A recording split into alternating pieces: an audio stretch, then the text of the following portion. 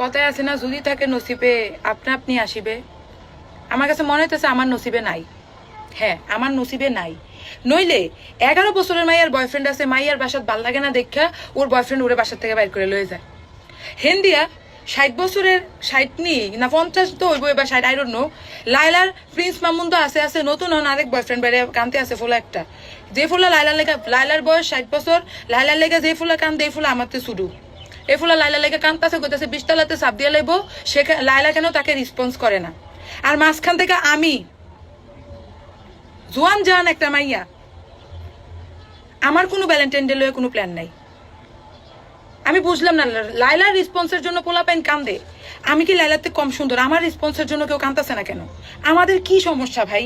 আমরা কি সিঙ্গেল আসছি, সিঙ্গেল মন, মানে কি কি নিজের চেহারাটাও নিজের দেখতে শরম লাগে।